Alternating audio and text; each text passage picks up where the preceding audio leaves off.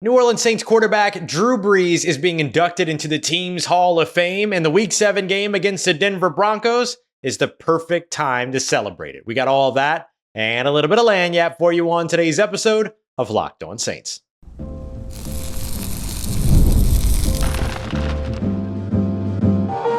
You are Locked On Saints, your daily New Orleans Saints podcast, part of the Locked On Podcast Network, your team every day. What is good, Who Dat Nation and Who Dat family? I'm your host, Ross Jackson, New Orleans native, your New Orleans Saints expert and credentialed member of the media covering those New Orleans Saints as a senior writer and reporter over at Saints News Network. And on today's episode of Locked On Saints, I'm going to tell you why Bub Means, New Orleans Saints rookie wide receiver, will see his role grow throughout the 2024 season. Dennis Allen joined Rich Eisen and told him that the New Orleans Saints offense will look significantly different in 2024. Let me explain the how and why behind that. And to kick us all off today, Drew Brees, the absolute legend of the New Orleans Saints, greatest player in franchise history, was announced today as being inducted into the New Orleans Saints Team Hall of Fame. And the Week 7 game against the Denver Broncos right in front of Sean Payton is the perfect time to celebrate it. We appreciate you, as always, for joining us for another episode of Locked On Saints and for making us your first listen of the day every day and being an everydayer here on the show, which is a proud part of the Locked On Podcast Network, your team every day. Today's episode brought to you by our friends at Game Time. Download the Game Time app, create an account, and use the promo code LOCKEDONNFL for $20 off of your first purchase. Terms apply. Go ahead and check them out today. Download Game Time. Last minute tickets, lowest price guaranteed. Yes, the New Orleans Saints announced, or New Orleans Saints Hall of Fame announced today that their lone player inductee was Drew Brees, the one and only. And there's a perfect time to celebrate all of this. So typically the way that this all works, and if you caught yesterday's episode of Locked On Saints, I told you the New Orleans Saints Hall of Fame was going to have a really big announcement. I almost said really 9 times to see if anybody would catch it, but then I was like, who am I, right? Like, who am I, Tupac? Like, just like hiding away numerical references in my songs that you think I'm alive? Like, come on, I'm okay. I'm here. I'm not in Cuba. I'm here. I'm right here with you. So the way that I look at all of this, it was awesome. Like, it was really cool to, first of all, that was my first time actually being able to be in a press conference with Drew Brees. I started covering the team as a credentialed media member after Drew Brees had already retired. So this was a significant moment for me, just personally, but also I think it was a significant moment for a lot of Saints fans as well, because you really got to see a candid version of Drew Brees that kind of talked about a lot of things that people didn't really know. We're going to cover a couple of those things here in just a second, but what I want to do first is talk about kind of the celebration of all of this. So first, you get the announcement, right? Drew Brees is going to be inducted into the Team Hall of Fame. Then there will be the actual induction of him into the Hall of Fame, which is typically like on a Friday before a Sunday game, stuff like that. Remember that detail, by the way. And then you get kind of the celebration after the induction, which includes the general public. It's at a home game here in New Orleans, honored at halftime, honored before the game, whatever, and then an opportunity for them to be able to do this. I think that the game that makes the most sense to honor Drew Brees in front of the hometown fans is actually the Thursday night football game against the Denver Broncos. Couple different reasons. Big game, huge game. So you want to motivate the team. Remember, they brought Drew Brees out to say thank you before the Buffalo Bills game at home, and that did not go well. Hopefully this goes a little bit better for the New Orleans Saints. So you bring him out, gets the team hype. That's a big game that's already emotional as it is with Sean Payton there. Maybe this could be a little bit of a grounding emotion to want to celebrate your guy, the most important person connected to your franchise.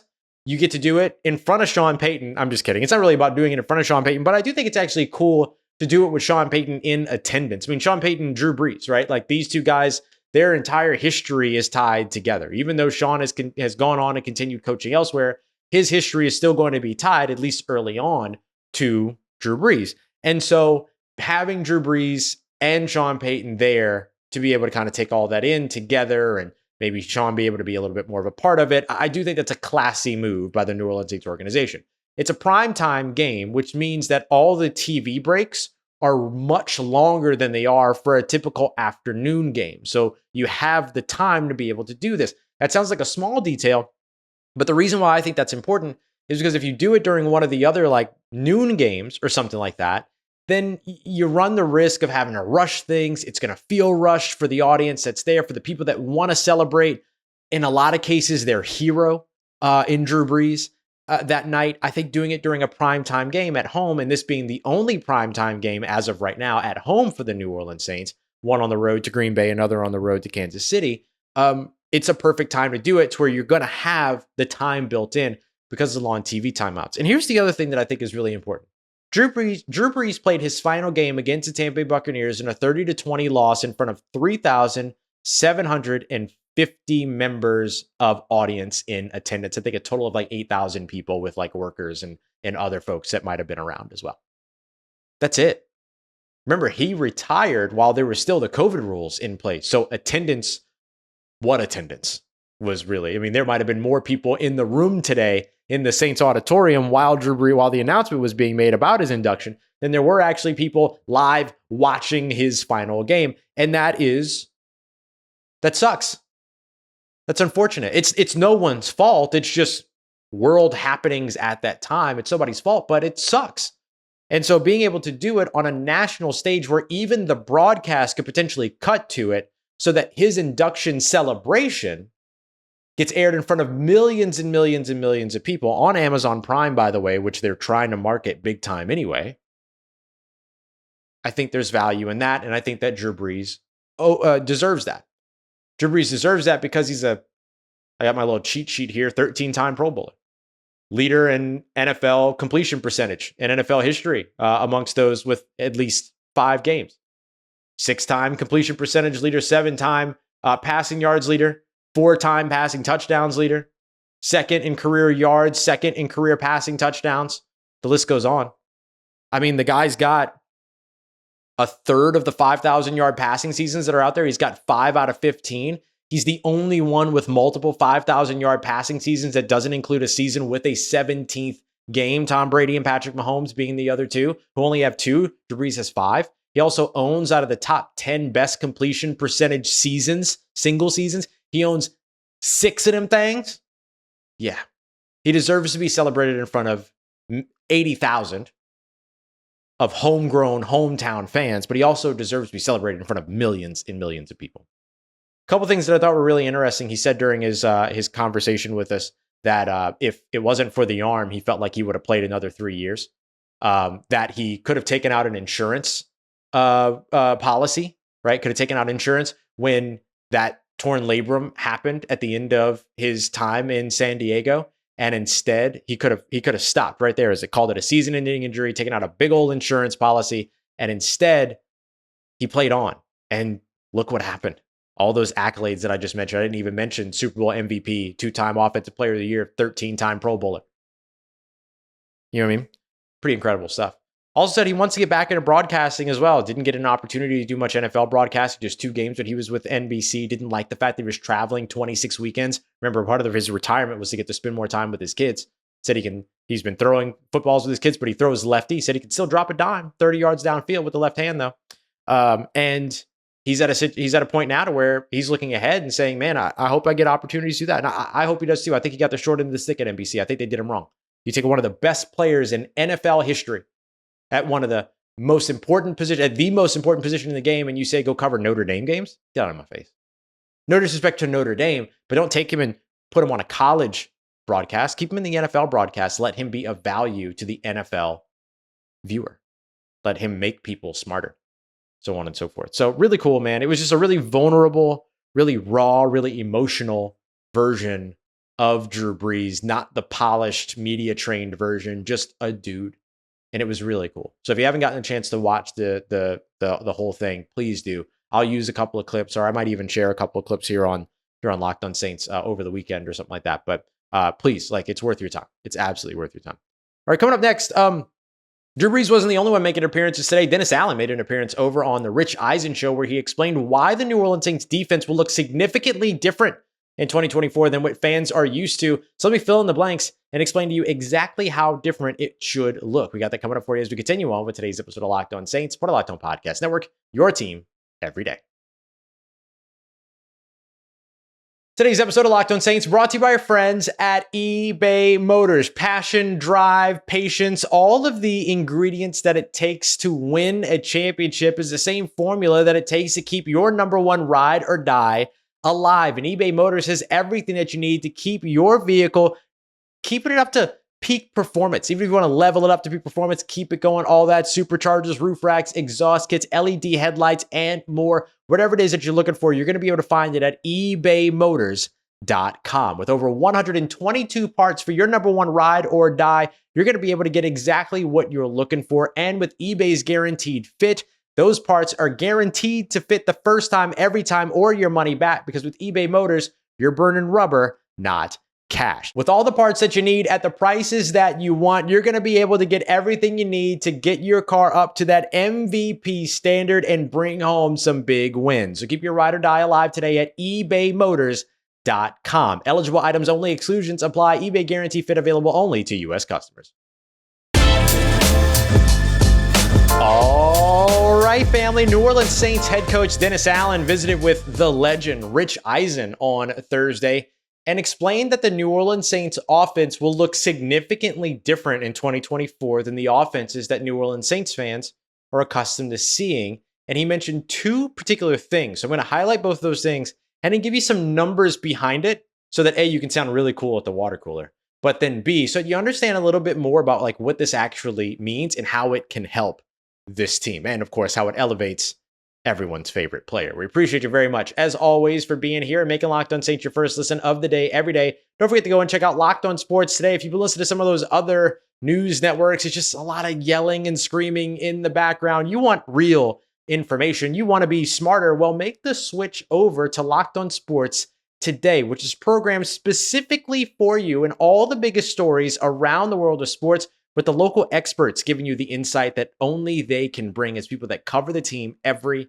single day. So go and check out Locked On Sports today for free on YouTube, the 24/7 streaming channel. You can find it there. You'd also find it on the free Amazon Fire TV channels app, proud part of Locked On Podcast Network, your team every day. So the New Orleans Saints offense expected to look, quote, significantly different in 2024 than what Saints fans have been accustomed to seeing from this offense since like 2006, right? This isn't just a, hey, the offense is going to look different than it's looked over the course of the past 2 years. That's a given. But really, this kind of looks a lot different than stuff that we have seen in New Orleans, period. And Dennis Allen highlighted two specific things as to why things will look different here in 2024. First one that he mentioned was two tight end sets. Okay, so having two tight ends, two wide receivers, and a running back. The other thing that he meant, or that could be two tight ends, two running backs, and a wide receiver too, who knows? The other thing that he mentioned was usage of the fullback. So first of all, two tight ends, fullback, you say? I'm sorry. That's not how I pronounce Taysom Hill. Because that's really what that means, right? Like that's a lot of Taysom Hill, you know? So tell me you're going to use Taysom Hill without telling me you're going to use Taysom Hill. Two tight end sets, fullback. Okay. Hear you loud and clear there, DA. That's a big one. And I'll remind you, when we asked Dennis Allen about Taysom Hill, the first OTA, he straight up was just like, yeah, no, he's still got a big role. Like, he looked at the camera as if he was talking to 31 other defenses across the NFL and said, start game planning. So I love it. I absolutely love it. But here's what I want to highlight for you from a numbers perspective. Why two tight ends? Why the fullback? So let's start with the two tight ends. So what we're going to focus on here is 12 personnel. Just as a quick reminder, personnel groupings: first digit number of running backs, second digit number of tight ends. One running back, two tight ends, 12 personnel. And that typically also means two wide receivers because you're trying to fill out your 5 skill position players at that point. So, he said it would look significantly different because he outlined 12 personnel or two tight end sets as being a big part of it. So this follows a trend in the NFL. That should make you feel good hearing that. Because remember, one of the things we talked about a bunch last year was the idea of getting this offense into today's NFL modernity. Now, talking about modernizing an offense is always tricky because you're still using the same stuff that you were using in the 1950s, 1960s, 1970s, and on. However, we're talking about things a little bit differently here in terms of like what's actively happening in today's NFL that wasn't happening during that time. Motion, play action, all this other stuff. The other thing that you're seeing right now is that 12 personnel across the entire league, this is important, is now at its highest rate since 2016, according to Next Gen Stats. Now, Next Gen Stats started tracking personnel usage in 2016. But you've seen it tick up every single year. Now, it is not the most predominant personnel grouping that is utilized. That is still very much 11 personnel, which was up to 62.1% last year, according to Bucky Brooks and Next Gen Stats. So the thing that I want to highlight is that when they talk about using a lot more 12 personnel, it doesn't mean that it becomes the majority of their offense, but that the 12 personnel groupings do become a little bit more present than they've been in the past. So let me highlight a little bit of what that or how Clint Kubiak factors into this. So right now, 12 personnel last year was at its highest in 2016 at 19.3%. Kubiak called plays in the second half, starting in November of 2022 for Denver. He took over play calling responsibilities. They also had the Denver Broncos that season, the second highest 12 personnel usage. And back in Minnesota in 2021, when Clint Kubiak was the OC, they ran at about 13% of the time. So you saw him lean into it in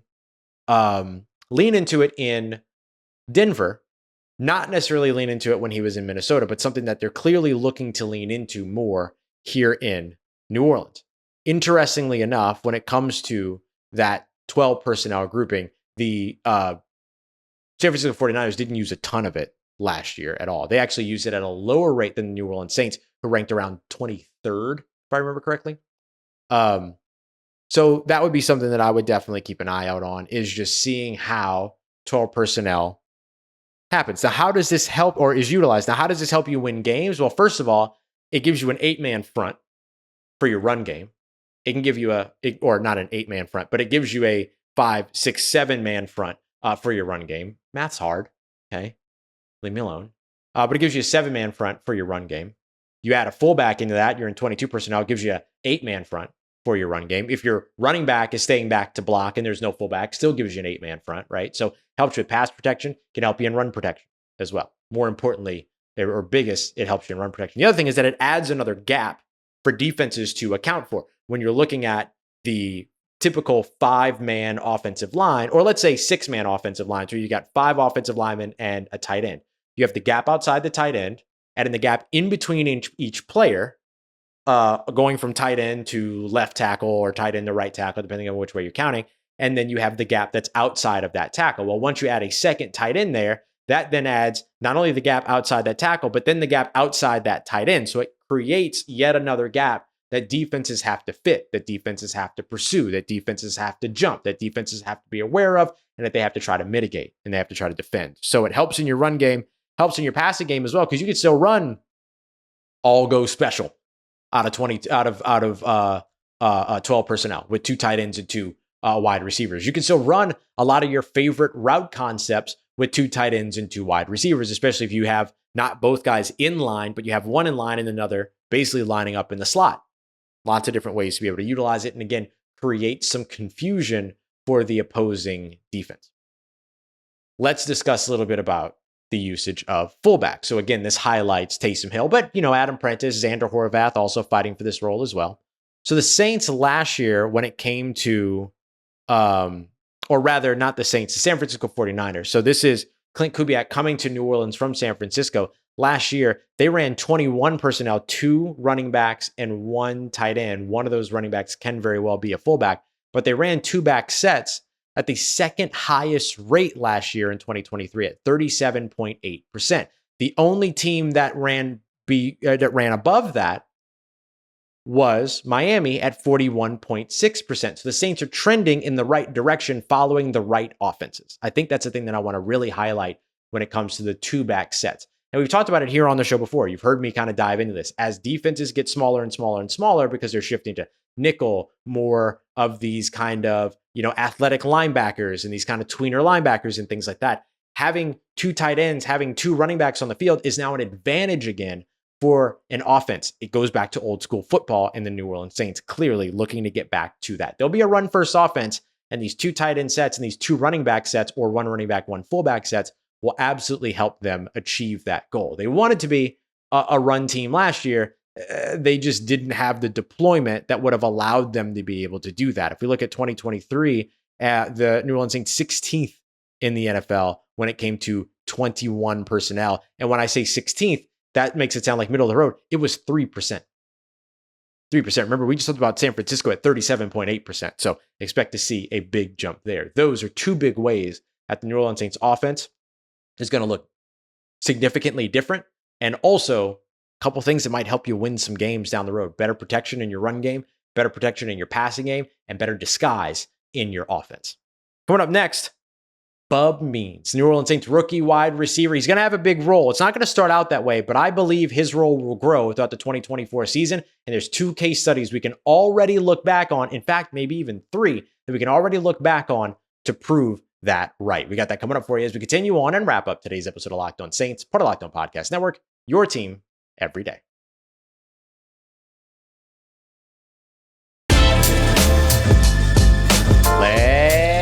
Let's get it, Who Dat Nation. Wrapping up today's episode of Locked On Saints, taking a look at Bub Means, New Orleans Saints rookie wide receiver, and why I believe his role will grow throughout the 2024 NFL season to a pretty substantial, let me not say substantial, important role. We got that coming up for you here as we wrap up today's episode. We appreciate you very much for being here for another show. Don't forget, we are your team every day. So if I don't see you before, we'll definitely see you on Monday. I got to revisit the conversation I wanted to. Who's going to get more snaps on the defensive line in 2024? Chase Young or Cam Jordan? Who's going to be the number 3 guy? We're going to dig into the defensive line rotation because there's a lot of good stuff that could happen for the New Orleans Saints on the defensive line as long as they can get after the quarterback. So we're going to dive into all of that on Monday's episode if I don't see you before. And of course, we'll get you all caught up with all the biggest stories from around the team as well. Don't forget to go and check out Locked On Sports today. Just a reminder, I'm guest hosting this week, so it's been a lot of fun. And today's episode got a little nod to Drew Brees in there. They couldn't stop me from doing it, even if they wanted to. We took a look at the Mavericks and Wolves. Whole lot of good stuff from that. So make sure you go and check that out as well. Here we talk a little national sports. Come through, show you boys some love. All right, so Bub Means. Look, I saw not too long ago an NFL analyst who kind of used last year's, or used last year's statistical analysis or an analysis of last year's game plans across the NFL to predict stats across all 32 teams for 2024. And the thing that was really interesting was that he had like really, really low tallies for A.T. Perry, which this is just one of those things where you do everything off of an algorithm and you don't do anything by watching a game. And then you don't really know, understand who is in what role and all these other things. I think A.T. Perry had less than 15 receiving yards in the projection for 2024 or something like that. So we can push that aside. But Bub Means had 200 plus receiving yards. And look, 200 plus receiving yards doesn't sound like a lot. I get that. I understand that. However, if you're the 4th or 5th wide receiver and you've got 200 plus yards, then you're in a really good situation, right? As a rookie receiver coming in and all those other things. So I think that what we're going to see is Bub Means kind of start off slow at the beginning of the season and then see his usage tick up and tick up and tick up and tick up throughout the rest of the year. My case studies for this are A.T. Perry and Rashid Shaheed.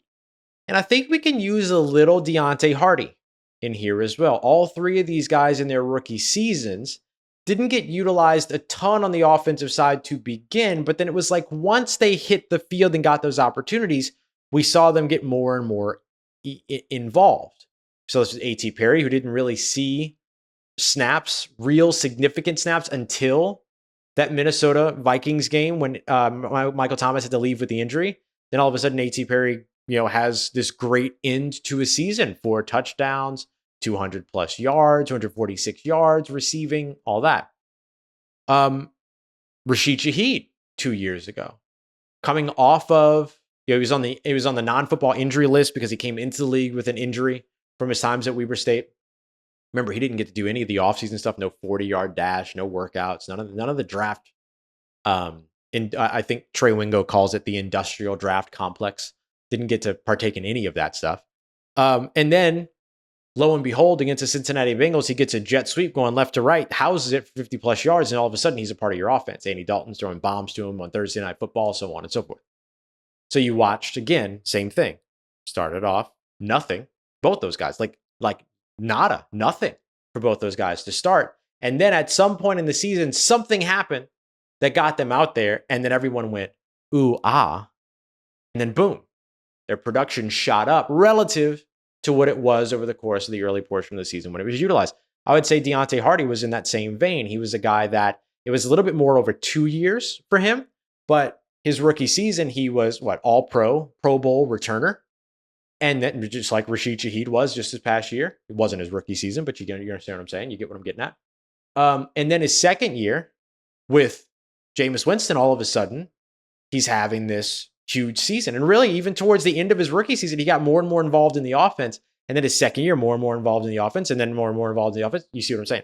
So I think Bub Means is next in line to follow that same trajectory, because clearly it doesn't matter if you're drafted or undrafted. Deonte Harty, Rashid Shaheed, undrafted. A.T. Perry, drafted in the 6th round. Bub Means, drafted in the 5th round.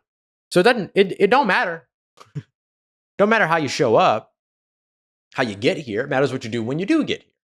And so I think there's a good chance that we see Bub Means kind of follow a similar trajectory as the case studies that we've listed, where I wouldn't even be surprised to see him on the, I think he makes the active roster, but I wouldn't be surprised to see him on the active roster. However, inactive for a couple of games. And then all of a sudden, he's not inactive anymore, but he's not getting a lot of snaps.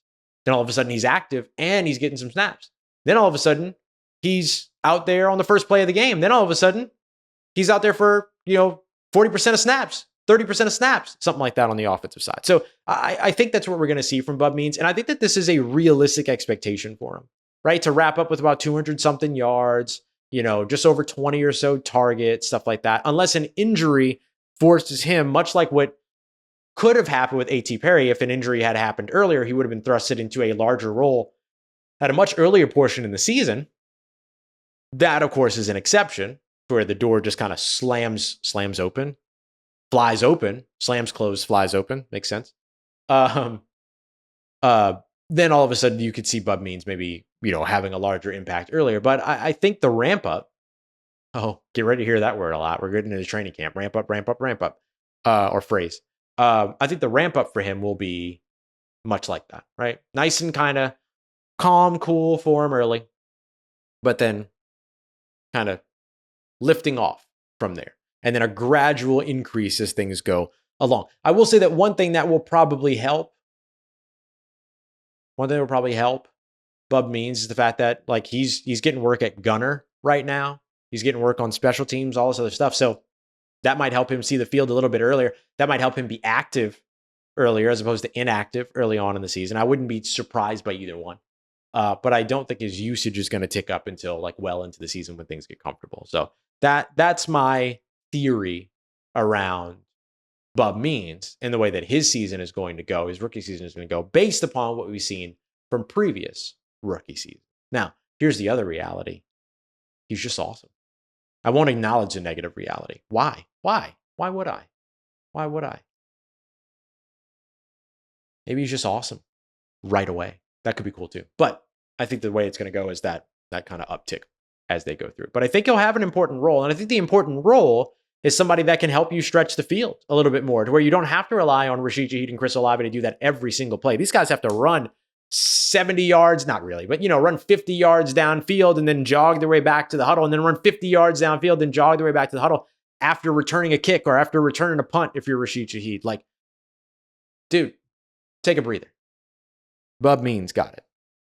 Bub Means got it. It's going to be my phrase anytime he scores a touchdown. Bub Means got it. I'm looking forward to it. All right. Appreciate y'all very, very much. Don't forget about the Locked On Saints Insider Program if you want to. Welcome, Spencer, who just joined along. Appreciate you very much for coming through. Look, it's been a lot of fun getting the opportunity to kind of be able to share some of these takeaways from today's show much earlier. So they've got all this stuff written down.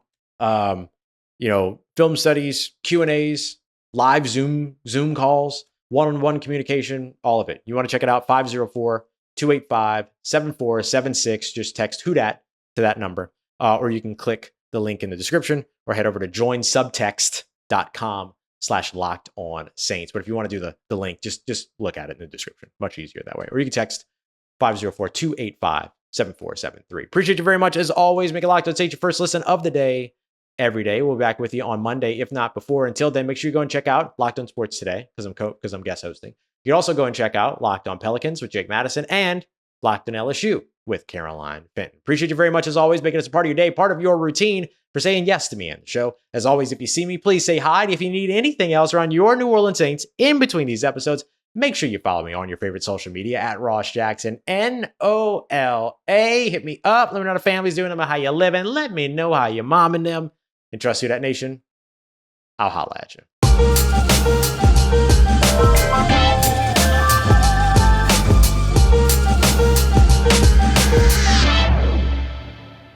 Bub Means. Got it.